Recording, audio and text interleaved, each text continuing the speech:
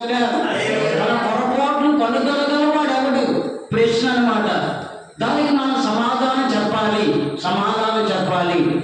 మరణమును పొందను బ్రతుకు నరుడు ఎవడు అనే దాని ప్రశ్న ఉన్నారు. చాలా ప్రశ్నలు ఉన్నాయి బైబిల్ గ్రంథంలో. ప్రశ్న వేస్తారు కానీ దానికి ఆన్సర్ చెప్పాలన్నమాట. కానీ భక్తులు అంటున్నాడు, ప్రశ్న వేస్తున్నాడు. ప్రశ్న వేస్తూ 89 కీర్తనలో కూడా అంటారు 40 వచ్చింది. మరణమును చూడక 48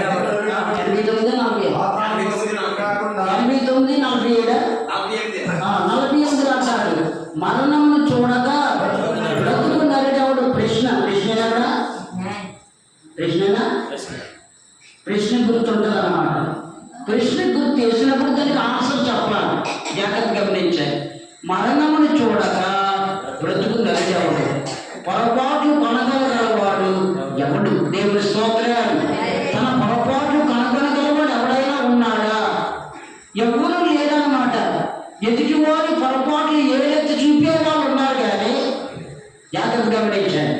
ఎదుటివారి యొక్క పొరపాట్లు ఏదైతే చూపే వాళ్ళు ఉన్నారు కానీ వారి పొరపాట్లు తెలుసుకోగలవారు ఎవరో కూడా లేరు. భక్తుడు అంటాడు, ఆ యేసయ్య చెప్తాడు మత్తయి సువార్త 7వ అధ్యాయంలో చక్కని మాట చెప్తాడనమాట. ఏమంటాడు ఆయన? మీరు తీర్పు తీర్చుకుని అప్పుడు మిమ్మల్ని గూర్చి తీర్పు తీర్చబడదు.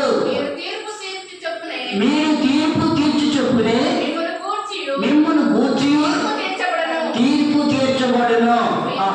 మీరు కొలుచు కొలత చెప్పే మీకును కొలవబడును. మీ కంటిలోనున్న దూరం నెచ్చక సహోదరుని కంటిలోనున్న